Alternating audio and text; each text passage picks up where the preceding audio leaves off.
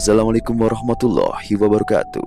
Saka Wilang hadir kembali menemani Anda, tentunya bersama saya Bagus. Selamat datang buat kalian yang baru bergabung.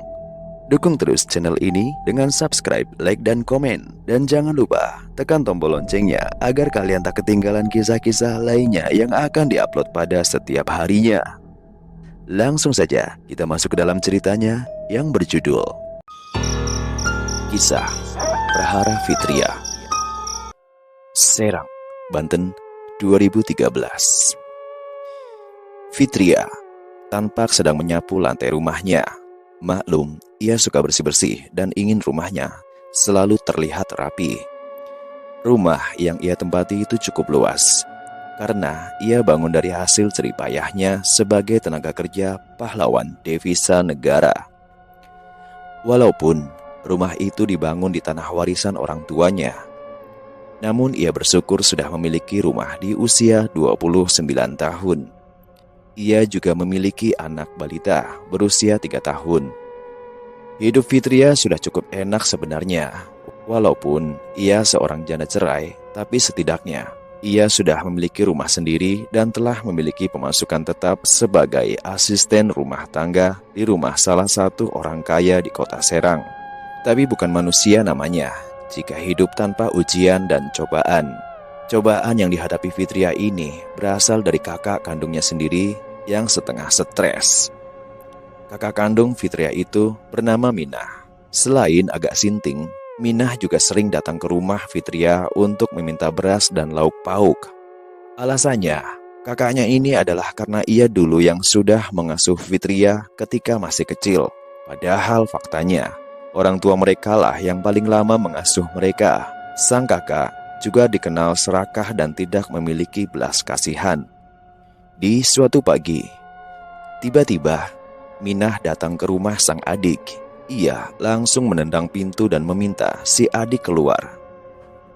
Fitria, ayo keluar dulu, aku mau ngomong sama kamu. Fitria, kalau dipanggil kakaknya tuh nyaut, bukannya diem aja, ujar Minah kesal. Tak lama kemudian, sang adik muncul masih dalam keadaan mengantuk. Kenapa sih Kak Minah? Ada apa lagi? Mau minta beras dan ikan asin lagi? Ambil aja tuh di belakang, ujar Fitria sambil menguap. Enggak, bukan itu. Kamu tahu kan kalau rumah yang kamu tempati ini adalah hasil warisan orang tua kita, ujar Minah sambil tersenyum sinis. Loh Kak, tapi kan yang bangun rumah ini aku, yang ngasih fasilitas ayah ibu di sini juga aku. Masa mau kamu jual gitu aja? Ya nggak bisa lah, kan ini harta warisanku. Kan kamu juga sudah dikasih uang banyak sama ayah dan ibu dulu, termasuk biaya nikahmu. Dan rumahmu dulu yang lunasin juga ayah dan ibu. Sedangkan aku membangun rumah ini dari hasil jerih payahku menjadi tenaga kerja di Taiwan, ujar Fitria membela diri. Dia tak rela kalau harus menjual rumah beserta tanahnya yang luas itu. Toh warisan sudah dibagi rata dan tak ada lagi yang harus didebatkan. Tapi tiba-tiba saja ada aura gelap yang menyelimuti Minah. Fitria seperti melihat bayangan sosok tinggi besar tiba-tiba berada di belakang kakaknya. Namun Fitria masih berpikir positif bahwa bayangan itu bayangannya kakaknya sendiri yang terkena cahaya. Bersamaan dengan hadirnya bayangan gelap itu, tiba-tiba Minah berteriak begitu kencang. Adik kurang ajar, adik tak tahu diuntung. Asal kau tahu ya Fit, aku dulu yang merawatmu, aku yang menggendongmu, dan aku yang selalu mengganti popok kain milikmu. Ayah ibu itu sibuk kerja, dan ibu hanya memberimu ASI saja.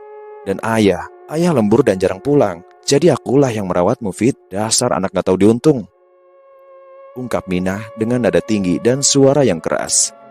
Saat itu juga Minah mengangkat meja dan melemparnya sejauh 5 meter hingga menghantam pagar depan.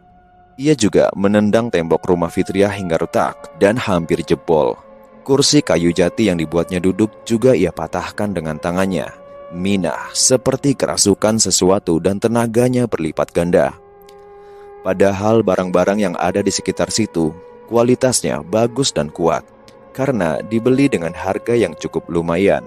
Melihat kakaknya telah dikuasai iblis jahanam, Fitria hanya bisa berdoa dan berpasrah pada Sang Pencipta. Ia juga berdoa agar amukan kakaknya itu tidak mengenai dirinya. Tidak berselang lama, amukan kakaknya itu berangsur-angsur reda. Yang Fitria heran, dari tadi kakaknya menghancurkan dan melempar barang, tak ada satupun luka robek, lebam, maupun sekedar kulit yang memerah di badan kakaknya. Hanya muka sang kakak yang berubah merah kehitaman, membuat Fitri takut memandangnya. Ya sudah, aku pergi dulu. Awas saja, kalau kau tak mau jual rumah ini dan akan kuobrak-abrik kamu, dan akan kusembelih kamu. Makanya jangan macam-macam denganku, ujar Minah mengancam sambil melotot tajam. Suara Minah begitu dalam dan berat, lebih mirip suara laki-laki yang ngebas daripada suara perempuan. Fitria hanya bisa diam dan mengangguk-angguk saja. Air matanya jatuh membasahi pipinya yang mulus. Ia tak tahu mau berbicara apa, dan ia tak habis pikir mengapa kakaknya bisa menghancurkan kursi dan tembok depan rumahnya. Sungguh kejadian yang sangat menakutkan dan menjengkelkan bagi Fitria sendiri. Melihat sang adik menangis, Minah masih punya hati juga rupanya. Ia pun tersadar dari sesuatu yang tadi mencoba mengontrol dirinya. Tanpa sepatah kata pun tiba-tiba Minah pergi. Saat itu juga Fitria masuk ke dalam rumah dan menangis sesenggukan. Di sela-sela tangisnya, ia menguatkan diri untuk ganti baju bagus dan menyiapkan sarapan untuk anak ganteng kesayangannya. Sungguh perempuan yang tangguh. Hatinya masih sakit, matanya masih menangis, namun ia masih melakukan kewajibannya sebagaimana mestinya. Ia dengan sigap memasukkan bumbu-bumbu dan bahan masakan, menumisnya dan menyajikannya di piring. Setelah itu, ia juga menata meja, menyiapkan jajanan kesukaan sang anak, dan juga menyiapkan baju untuk anaknya. Pikirannya masih melayang, membayangkan kebrutalan yang dilakukan oleh sang kakak. Ia juga tak habis pikir, wanita yang bertubuh kecil seperti kakaknya memiliki tenaga luar biasa besar, setara satu pria dewasa, bahkan lebih. Ketakutan kakaknya tersebut bisa melukai dia dan anak laki-lakinya. Semua pekerjaan telah dilakukannya, dan ternyata air mata yang menggenangi pipi dan matanya belum sepenuhnya mengering, sehingga ia harus menyeka air matanya menggunakan baju yang ia kenakan. Saat itu juga Fitria masuk kembali ke kamarnya dan melihat Fatur. Buah hatinya yang imut dan ganteng tertidur pulas. Dengan satu kecupan di pipi dan belayan di kepala, Fitria membangunkan anaknya. Fatur anak ganteng, bangun yuk. Ini mama sudah siapkan sarapan spesial untukmu. Ada jajanan kesukaan kamu juga loh, ujar Fitria sambil sekali lagi mengecup pipi sang anak. Sang anak pun bangun dan memeluk wajah mamanya. Lalu ia tak sengaja melihat mata sang mama yang memerah. Mama habis nangis ya? Kok matanya merah gitu? Tanya bocah itu. Fitria lupa kalau yang mengering hanya air matanya saja, sementara kelopak di bawah matanya masih merah. Ia pun segera menjawab, enggak gantengku, mama tadi habis ngiris bawang dan mata mama gatal. Mama menggaruk mata dan kelupaan kalau sedang mengiris bawang merah. Jadinya perih dan merah deh mata mama, ujar sang mama dengan lembut. Lalu dengan tubuh mungilnya, Fatur langsung memeluk mamanya dan berkata, "Ma, gendong ma," ujar si anak. Fitria dengan sigap dan lembut menggendong Fatur sampai ke tempat makan. Di sana sang anak makan sendiri dengan lahap, tak perlu disuapin. Melihat anaknya makan dengan lahap, Fitria tak tega bila harus menikah lagi. Dalam hati kecilnya, ia rindu belayan dan kasih sayang seorang pria. Ia juga rindu dinafkahi dan dicukupi kebutuhannya lahir batin oleh seorang pria. Tapi di sisi lain, ia tak sanggup bila anaknya tak menerima kehadiran papa baru. Tapi kalau anaknya cocok dan mau punya papa baru, ia mungkin akan memutuskan untuk menikah. Fitria terlarut dalam kebimbangan. Setelah selesai makan, ia memakaikan baju sekolah PAUD untuk anaknya, lalu mengantarkan anaknya untuk pergi sekolah. Setelah itu, semua tampak kembali normal. Sang kakak hanya sesekali mampir ke rumahnya untuk meminta beras dan sedikit lauk. Ya, paling sebulan sekali baru mampir. Pekerjaan suami Minah memang serabutan. Terkadang mepet banget.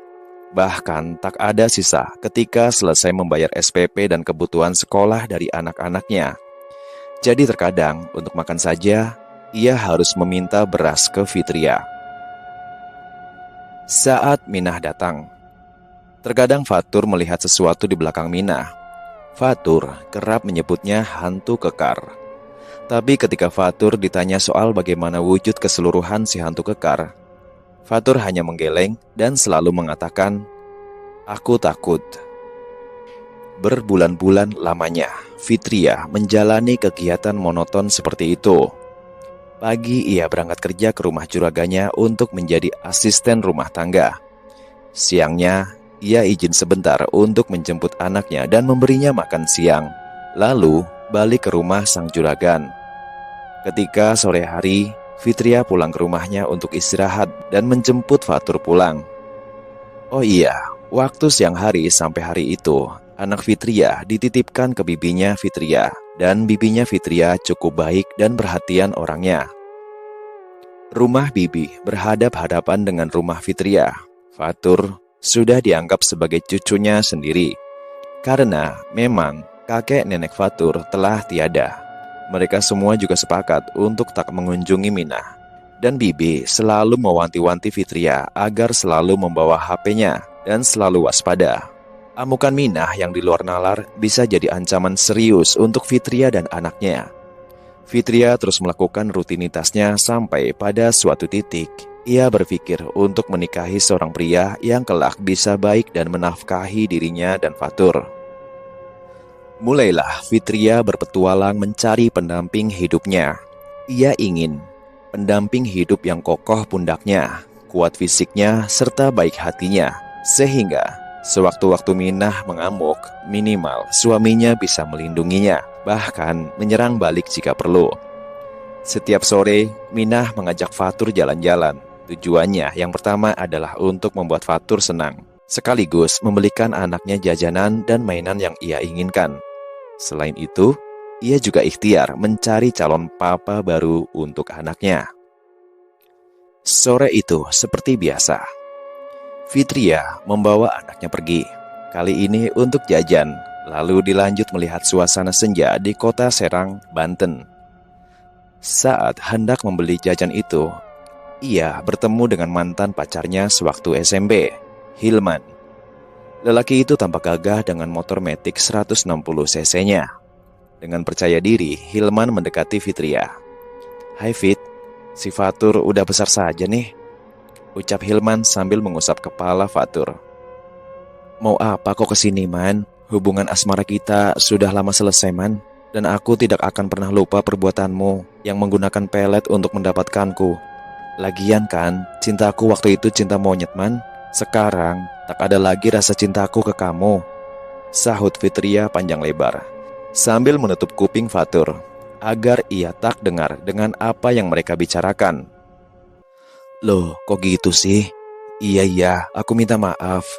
Toh itu masa lalu, bukan sekarang. Dan aku juga sudah memberimu hadiah kan, sewaktu kita lulus SMP dulu. Ya, aku akui, dulu aku memang khilaf dan salah sudah memakai ilmu pelet untuk mendapatkanmu. Tapi itu aku lakukan semata-mata karena aku mencintaimu, Fitria," ujar Hilman menjelaskan. "Alah, rayuan gombal. Tetap saja aku sakit hati. Kalau saja bibiku tak memberitahuku, aku mungkin akan tetap terjebak bersamamu sampai saat ini, Man," ujar Fitria ketus. "Ya maaf, aku kesini cuma mau menyambung tali silaturahmi dan ingin tahu kabarmu saja kok, nggak lebih. Lagian ya, jimat pelet yang aku beli itu jimat pelet murahan yang diobral di pinggir jalan. Dan aku nggak yakin peletnya akan berhasil. Aku minta maaf, bener-bener aku minta maaf. Aku tak akan meminta cintamu lagi. Silahkan kau tutup rapat-rapat pintu hatimu untukku," ujar Hilman. Lalu mereka bertiga diam sejenak menikmati senja di kota Serang. Lalu Fitria angkat bicara. "Ya sudah, kau sudah kumaafkan. Toh itu kejadian sudah lama. Gak baik obrolan dewasa didengar anak-anak seperti ini. Sekarang apa yang kamu mau?" ujar Fitria sambil kembali menutup kuping anaknya. Setelah diam sejenak, Hilman menjawab, "Kan aku sudah bilang, aku hanya ingin menengokmu dan ingin tahu kabarmu saja. Dan aku ingin memberikan ini buat Fatur dan sebagai tanda permintaan maafku," kata Hilman sambil memberikan amplop coklat berisi lembaran uang 100 ribuan. Fitria mengangguk menerima uang tersebut dan tak lupa berterima kasih pada Hilman. Saat itu juga Hilman pamit pergi dari hadapan Fitria. Hilman kembali sibuk mengurus pekerjaannya, sementara Fitria masih di sekitaran gazebo pinggir jalan. Fitria menggendong Fatur pulang. Sesampainya di rumah, ia merenung. Ia agak menyesal karena sudah ketus dengan Hilman. Tapi memang saat itu dia masih tak bisa memaafkan Hilman. Ia juga tak yakin bahwa jimat pelet itu bekerja. Mungkin rasa cintanya pada Hilman dulu tumbuh murni karena kebaikan dan ketulusan Hilman. Tapi ya sudahlah, toh dia dan Hilman gak akan bertemu lagi dalam waktu yang lama. Atau bahkan Hilman sudah kecewa dan takut kalau ingin bertemu dengannya lagi. Ia rebahan di kasur sambil memandangi langit-langit kamar, melepaskan lelah badan. Setelah lelahnya hilang, Fitria mengambil uang yang diberikan oleh Hilman tadi dan mulai menghitungnya. Setelah dihitung, uang tersebut ternyata berjumlah 1 juta rupiah.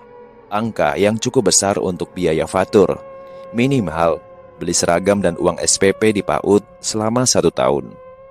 Waktu memandangi uang pemberian Hilman itu, tiba-tiba terdengar suara pintu dipukul dengan keras. Duk duk duk, duk duk. Kemudian disusul dengan suara dari Minah. "Fitria, aku tahu kamu sedang ada uang banyak, Fit. Aku tahu kamu tadi dikasih uang oleh seseorang. Buka pintumu, Fit. Ayo Fitria, buka pintumu. Aku ingin pinjam 100 ribu. Ucap Minah sembari terus menggedor-gedor pintu. Tentu, kejadian ini membuat Fitria takut dan kaget.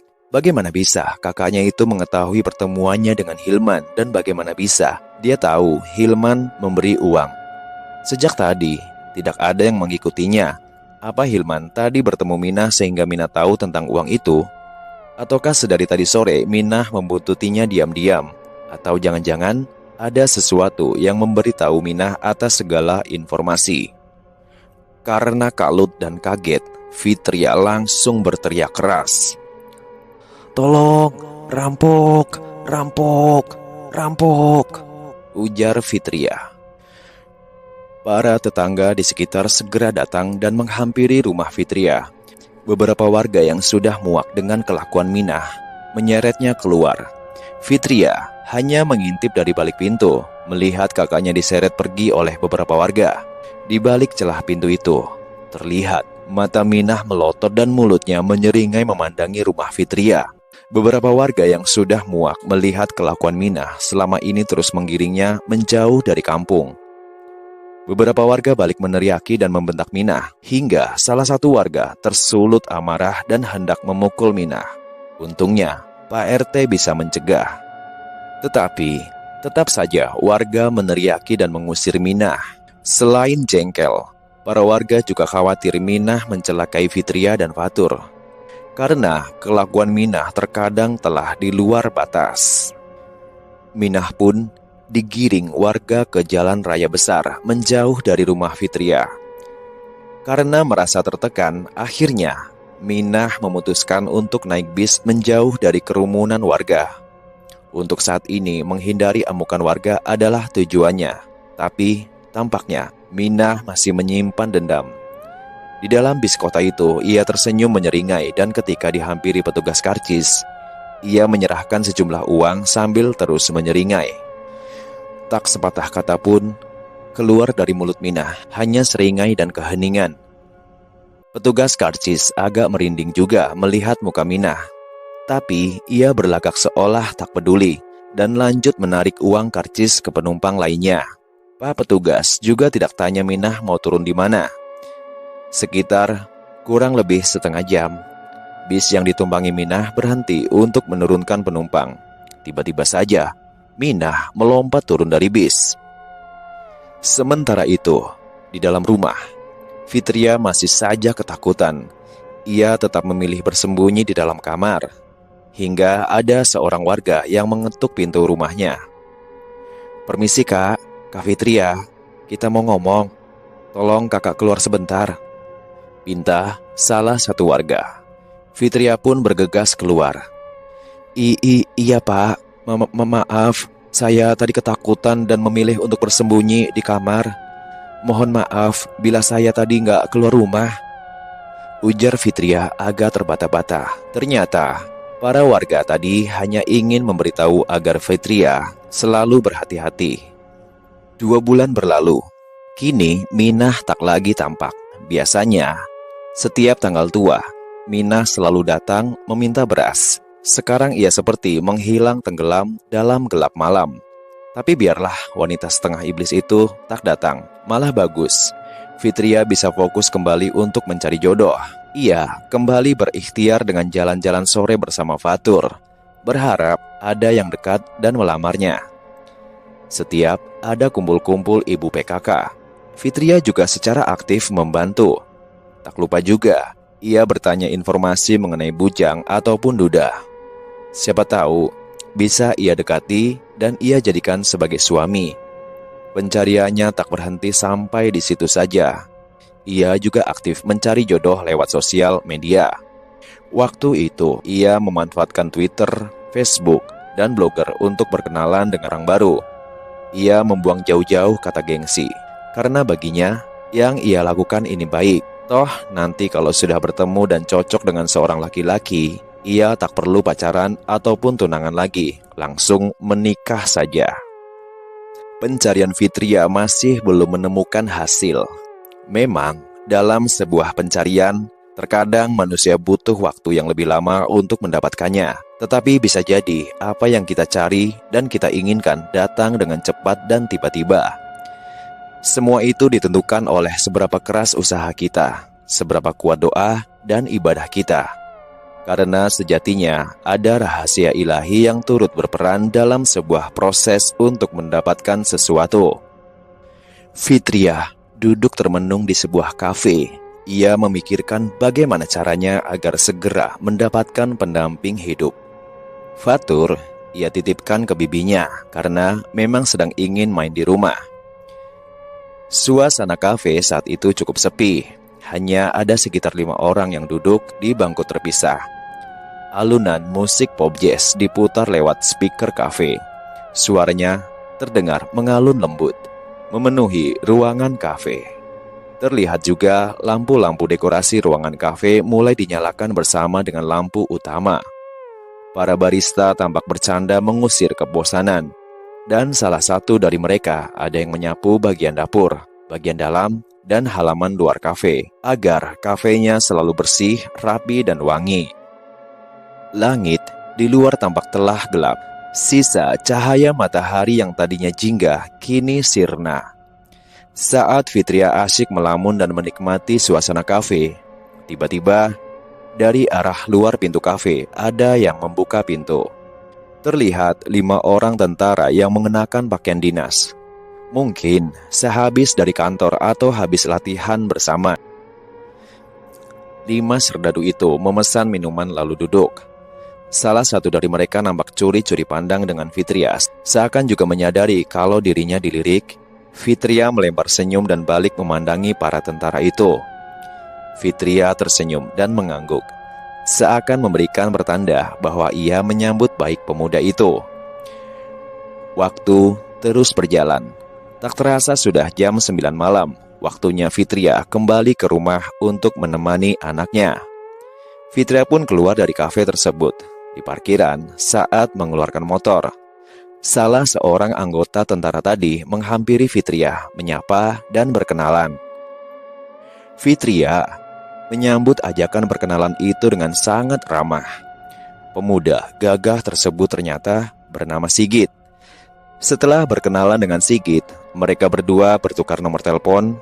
Benih-benih cinta di antara mereka mulai tumbuh. Sejak hari itu, mereka berdua seakan tak pernah lepas untuk berkomunikasi. Bila sama-sama libur kerja, mereka menghabiskan waktu berdua, bercengkrama, merajut cinta, menerbangkan cita-cita dan asa. Mereka juga saling terbuka dan saling jujur apa adanya. Fitria juga jujur soal dirinya yang seorang janda, dan ia juga akan memperkenalkan Sigit dengan anak laki-lakinya yang bernama Fatur. Sigit tak keberatan dengan itu, bahkan ia senang bisa menafkahi janda dan anaknya. Sigit merasa itu tugas mulia. Hari demi hari, bulan demi bulan berlalu. Kini mereka mantap untuk melaju ke jenjang pernikahan. Saat prosesi lamaran, Minah yang jarang terlihat tiba-tiba saja datang dan mengawasi dari kejauhan. Sorot matanya tajam dengan dendam yang membara di hatinya. Mulutnya nampak komat kamit dan dahinya mengkerut.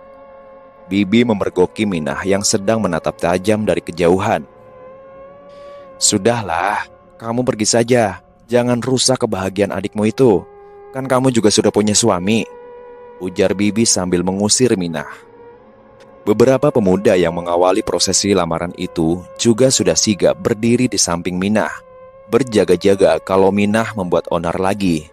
Sadar keberadaan dirinya sudah diketahui oleh warga, Minah pun ngeloyor pergi.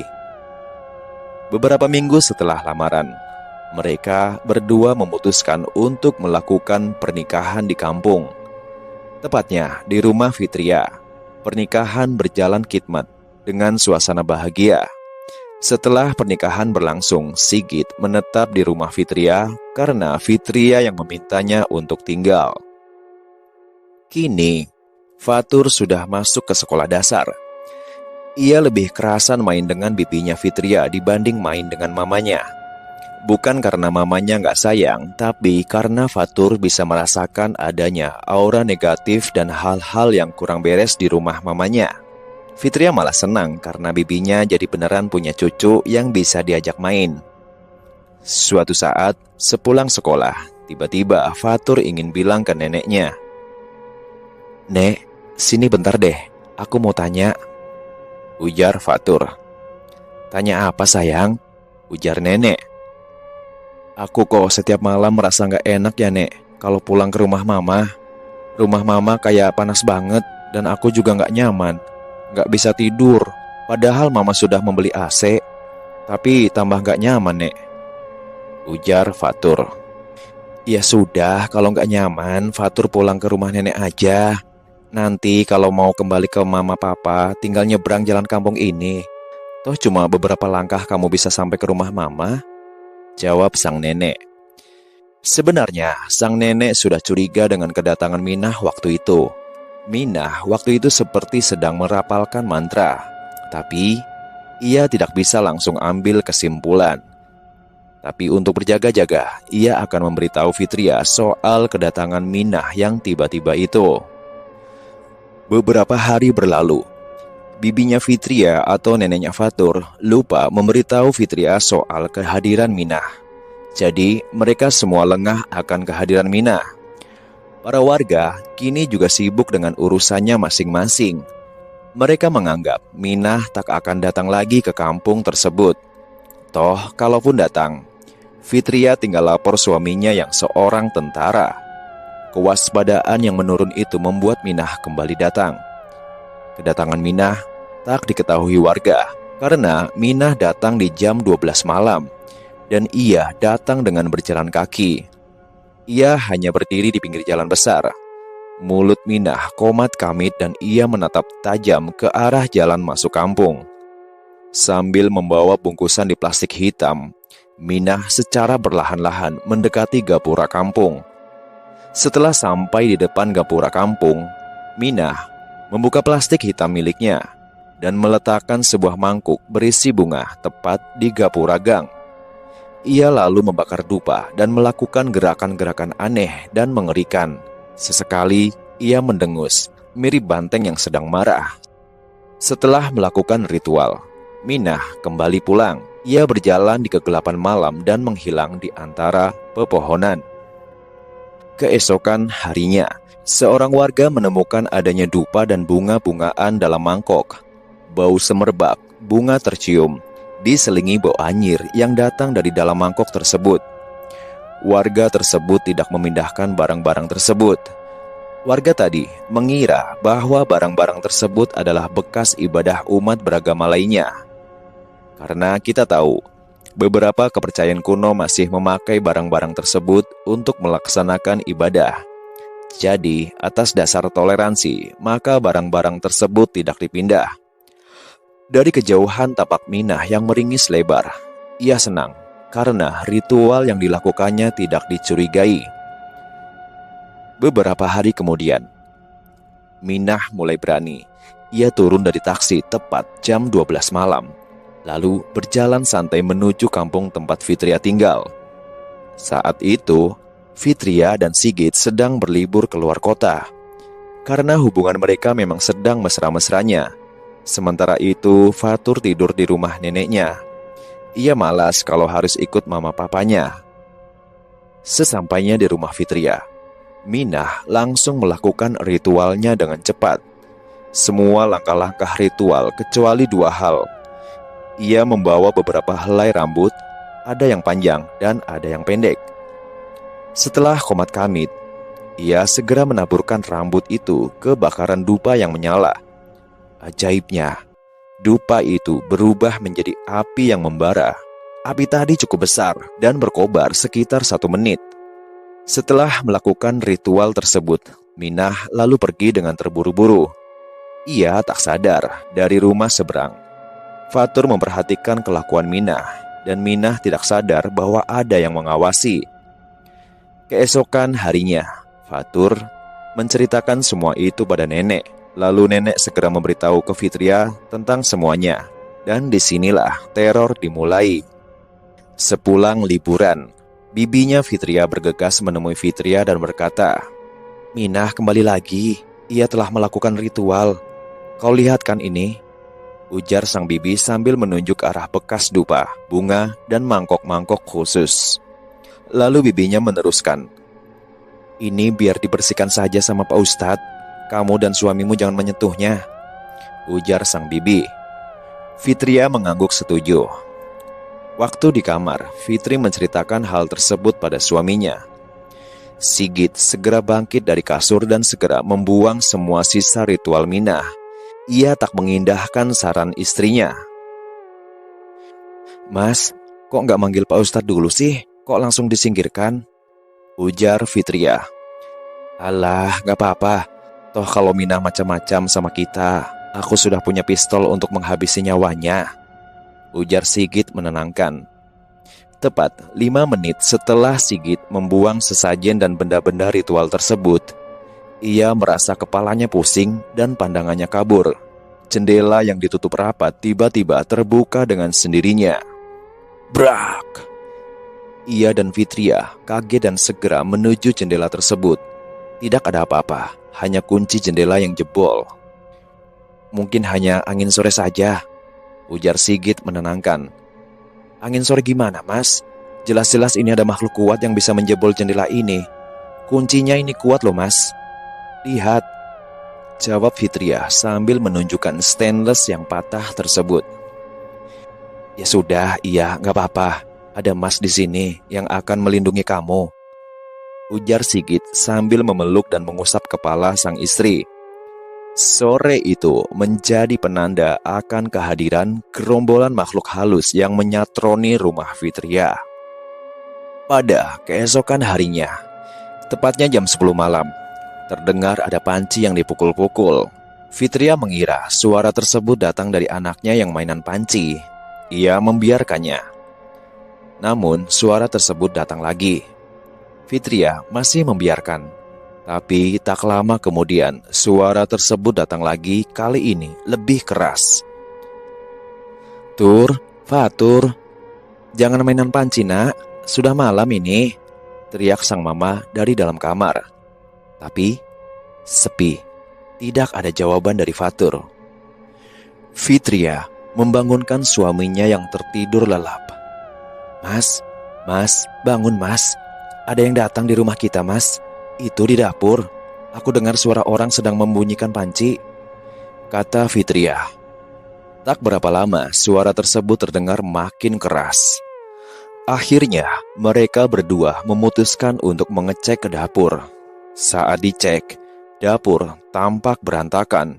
Wajan, beberapa jenis panci, sendok, garpu, centong, sendok sayur, spatula, dan peralatan dapur lainnya terlihat memenuhi lantai rumah. Kompor dapur juga menyala dengan api yang besar. Mereka berdua kaget dengan apa yang mereka lihat. Sigit memutar tombol kompor ke off. Ia lalu mengecek apakah ada kebocoran gas dari kompor. Setelah dicek, semuanya aman, tidak ada kebocoran dari LPG. Sigit lalu menyuruh Fitria untuk mengecek anak di kamar. Sementara ia akan membereskan kekacauan di dapur itu. Fitria pun bergegas ke kamar untuk melihat Fatur. Siapa tahu Fatur iseng mainan di dapur sehingga menjadikan dapur berantakan. Saat tiba di kamar, ia kaget melihat anaknya tertidur pulas. Ketika pipi Fatur disentuh, tak ada reaksi apapun, menandakan Fatur sudah tidur dengan pulas. Fitria pun memperbaiki posisi selimut anaknya dan mencium pipi sang anak. Saat ia kembali ke dapur dan membantu suaminya, Fitria seperti merasa diikuti oleh seseorang, lebih tepatnya sesuatu. Ia menoleh ke belakang. Ia tak menemukan sesuatu tersebut. Tapi ketika ia berjalan kembali, ia tak menemukan apapun, hanya ruang tengah yang sepi. Saat ia di dapur, ia segera membantu suaminya. Beberapa menit kemudian mereka selesai merapikan barang-barang. Saat itu juga, di hadapan mereka berdua, panci bergerak-gerak.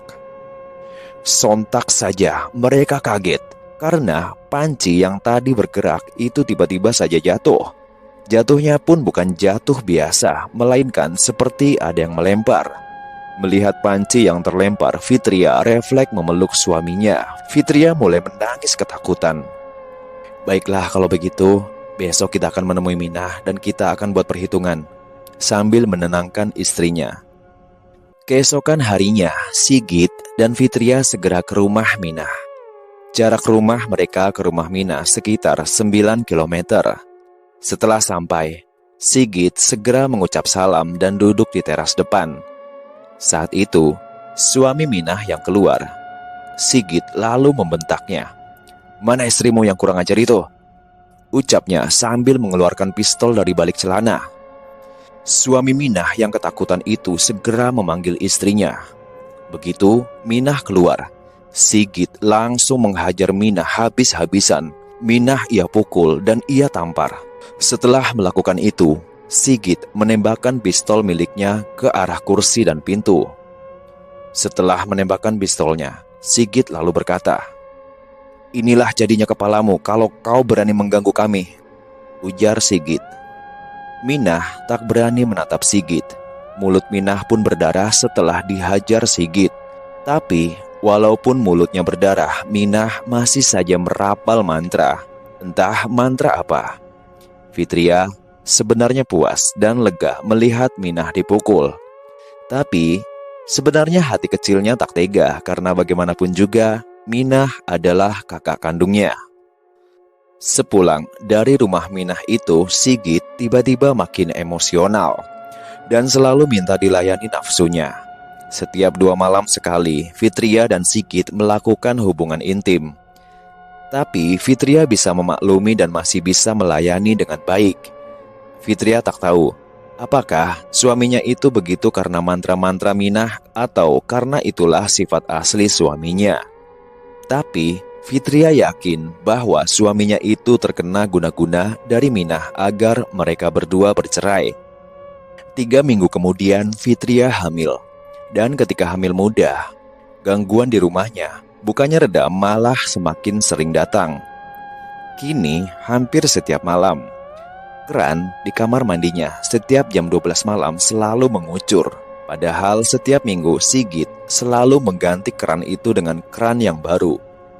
Di suatu malam, saat sedang tidur, gangguan lainnya hadir. Kali ini, ada sesosok makhluk yang membuka kamar Sigit dan Fitria. Ceklek, ceklek, klek, kniet. Terdengar suara sesuatu membuka kunci lalu membuka pintu kamar. Fitria mendengarkan samar-samar, pintu kamarnya terbuka. Namun ia setengah tertidur. Perlahan, makhluk tersebut mendekati Fitria. Terdengar suara makhluk tersebut lalu mengelus-elus Fitria dengan kulitnya yang kasar. Sesekali kuku tajamnya ia goreskan ke kaki Fitria. Goresan dari makhluk tersebut memang tidak membuat kaki Fitria berdarah ataupun luka dalam. Tapi goresan kuku tersebut mampu membangunkan dan mengagetkan Fitria. "Siapa kamu? Siapa? Siapa kamu? Mas, tolong mas. Ujar Fitria yang tiba-tiba melihat sosok nenek-nenek tua kurus. Dengan kulit kering, wajahnya keriput dan badan si makhluk itu sangat kurus. Seperti hanya tulang yang dibalut kulit, wajahnya juga penuh lekukan keriput. Cukup lama Fitria berpandangan dengan makhluk itu. Fitria terus menggoyang-goyangkan suaminya, dan saat suaminya terbangun, makhluk itu tiba-tiba saja hilang. Ketika sang suami bangun, ia menceritakan semua kejadian yang ia alami. Fitria juga menunjuk pintu kamar mereka yang terbuka lebar. Sigit pun agak kaget melihat pintu kamar yang terbuka lebar itu. Ia pun segera menutup kembali dan mengunci pintu itu. Dengan agak kesal, ia menyuruh Fitria kembali tidur. Sikap Sigit berubah agak cuek, tak seperti saat pertama mereka bertemu. Keesokan harinya, Fitria menceritakan kejadian tersebut ke suaminya. Dan respon suaminya hanya mengangguk dingin. Tak ada sepatah kata pun yang keluar dari mulut suaminya. Pagi harinya, Fatur menemui mamanya. Dengan sedikit manja, ia mengatakan bahwa ia akan tidur di rumah nenek saja. Fatur mengatakan bahwa ia melihat berbagai macam makhluk menyeramkan di dalam rumahnya. Oleh sebab itu, ia memilih untuk tinggal di rumah nenek saja. Fatur juga tidak memberitahu mamanya berapa jumlah makhluk halus yang sudah masuk ke rumah dan bagaimana wujudnya. Saat ditanya, Fatur hanya menggeleng dan mengatakan bahwa ia tidak mau mamanya dan papanya jadi ketakutan karena cerita makhluk halus. Fitria pun menyanggupi permintaan Fatur. Dan kini Fatur setiap harinya akan pulang ke rumah nenek. Malam harinya, Fitria tidak bisa tidur. Ia memegang tubuh suaminya yang sudah tertidur pulas. Saat tengah malam, jam 1 malam, ia mendengar suara seperti orang berjalan di plafon rumahnya. Awalnya, ia mengira bahwa suara tersebut adalah suara tikus. Tetapi, ketika ia dengar lagi dengan seksama, suara tersebut mirip suara orang yang berjalan. Tapi, siapa yang bisa berjalan di plafon rumah? Bukannya kalau diinjak manusia dewasa, plafon itu akan jebol. Suara itu makin lama semakin mendekat. Setelah beberapa saat, suara itu berhenti tepat di atas kepala Fitria. Saat itu juga, tampak seonggok rambut terjuntai dari atas plafon. Rambut siapa yang bisa menembus benda keras seperti plafon? Apa jangan-jangan ini nenek-nenek yang kemarin? Ujar Fitria dalam hati. Rambut tadi terdiam beberapa saat, lalu naik kembali ke atas plafon. Dari atas plafon muncullah suara yang cukup jelas. Suara dari nenek-nenek tua yang sedikit parau. Fitria, aku lapar, aku juga haus, dan sebenarnya aku ingin memakan janinmu. Tapi aku kasihan dengan penderitaanmu. Begini saja, kalau kamu sudah melahirkan, air ketubanmu akan kuminum, dan ari-arimu akan kujadikan santapanku. Bagaimana? Ucap suara itu. Fitria sontak saja teriak mendengar suara itu. Suaminya pun kaget dengan teriakan Fitria, dan bukannya menenangkan, ia malah menampar wajah Fitria, lalu membungkam mulut Fitria dengan bantal sambil berkata, "Sudah diam! Ini sudah malam, ngapain teriak-teriak perkara makhluk gaib yang sepele?" bentaknya. Fitria pun terpaksa diam dan menurut. Tapi bantal yang tadi menutupi wajahnya kini penuh dengan air mata. Hatinya teriris perih melihat perilaku suaminya itu. Tapi Walaupun begitu, Fitria memutuskan untuk tetap memeluk suaminya karena ia ketakutan. Esok paginya, sprei dan kasur Fitria sudah basah, penuh dengan deras air mata. Sigit pun bertanya, kenapa sprei dan kasur bisa basah begini? Dan Fitria hanya menjawab bahwa ia menangis karena ketakutan. Sigit hanya terdiam dan bangkit dari kamar, ngeloyor pergi tanpa menghiraukan istrinya yang sedang sedih bercampur rasa takut. Siang harinya, tampak Fitria sudah selesai mencuci dan menjemur bantal-bantal yang basah akan air mata. Setelah selesai menjemur, ia membuatkan makanan untuk suaminya. Kali ini, suaminya tak mau makan karena tak selera. Sang suami memilih pergi dengan motor sport 600cc miliknya dan melaju dengan kencang. Sore harinya, suami Fitria belum juga pulang. Tapi sejak tadi jam 7 malam, halaman rumah tampak beberapa anak bermain di depan rumah. Fitria pun merasa tenang karena mungkin Fatur dan kawan-kawannya main di depan rumah. Fitria pun berinisiatif untuk memberikan sedikit jajanan yang ada di toples. Fitria pun keluar rumah sambil membawa jajanan di toples. Tapi ketika Fitria menyapa anak-anak tersebut, "Halo semua, kalian temannya Fatur ya? Ini Tante bawakan jajanan untuk kalian." Anak-anak yang tadi main kejar-kejaran seketika dia mematung. Mereka semua lalu menengok ke arah Fitria, dan seketika itu juga Fitria kaget dan teriak. Ternyata anak-anak tersebut bukanlah manusia. Wajah anak tersebut ternyata tidak memiliki kulit dan hidung, hanya balutan daging merah yang tampak melindungi bagian tulang. Mata anak-anak ini juga terkesan melotot karena memang tidak ada kulit untuk kelopak mata. Sontak saja, Fitria teriak ketakutan dan membanting toples berisi jajanan ke teras depan rumah. Kemudian, Fitri lari masuk ke rumah. Jajanan yang ada di dalamnya pun ambyar berserakan memenuhi teras. Ia tak berani melihat keluar teras. Ia langsung masuk ke dalam kamar dan mengunci pintu kamar. Belum ada 5 menit, Fitria menenangkan diri. Kini ada beberapa helai rambut panjang yang berjatuhan dari atas plafon, lalu dibarengi dengan suara tawa wanita tua. Fitria yang kembali takut pun teriak sekencang-kencangnya. Fitria pun lari ke ruang tengah dengan masih berteriak-teriak. Bibinya Fitria yang mendengar teriakan Fitria langsung berlari dari rumah menuju ke rumah Fitria dan mengetok pintu. Tok tok tok. Fitria, ada apa Fit? Tenangkan diri dulu. Ini Bibi Fit. Bibi, neneknya Fatur. Kamu tenang dulu. Pikiranmu tenangkan, ujar sang bibi dari balik pintu. Fitria hanya terdiam di ruang tengah, tak menjawab suara sang bibi. Lalu bibi melanjutkan kata-katanya.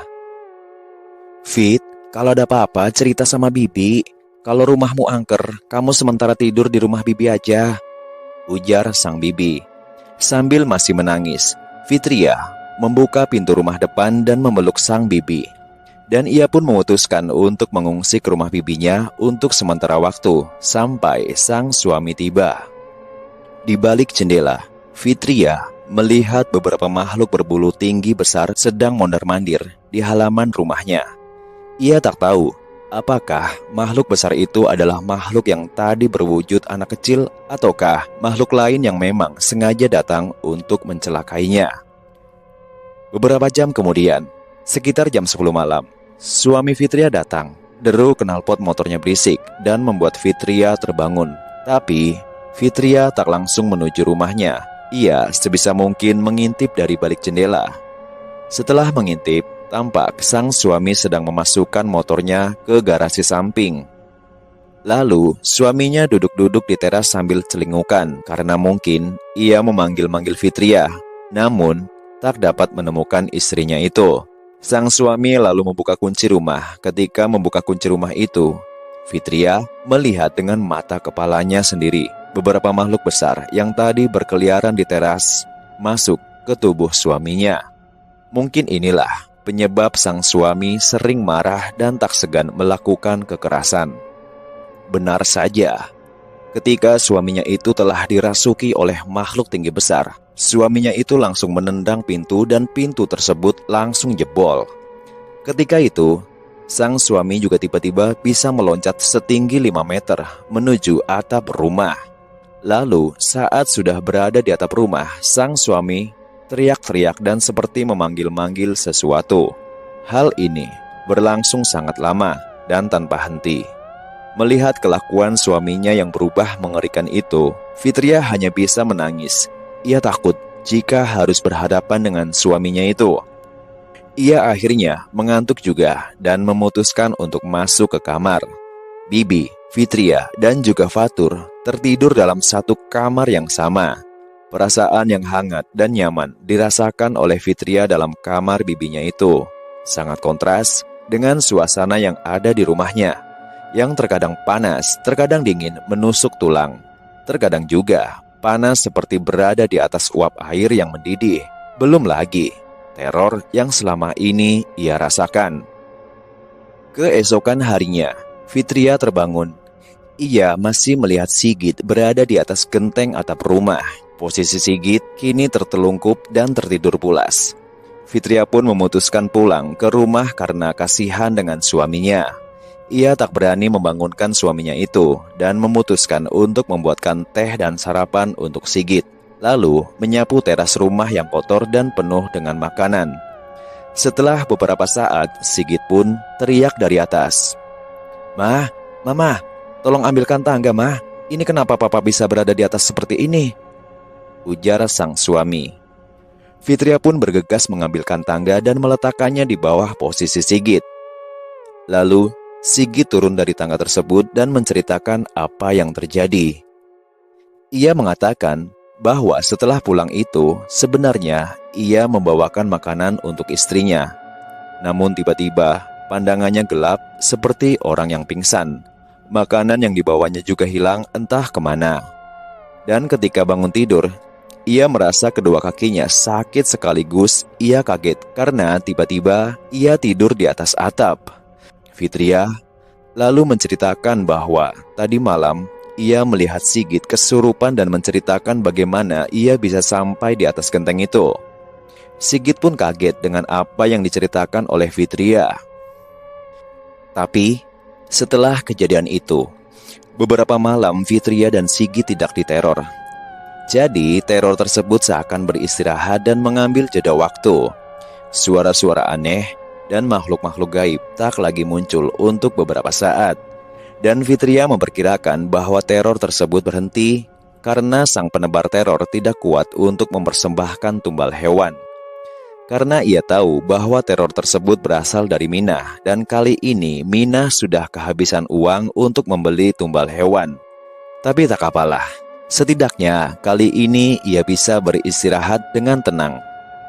Beberapa bulan kemudian, bertepatan dengan Fitria yang hamil tua, Sigit dipindah tugaskan ke sebuah daerah yang terpencil, tapi masih satu provinsi dengan Banten.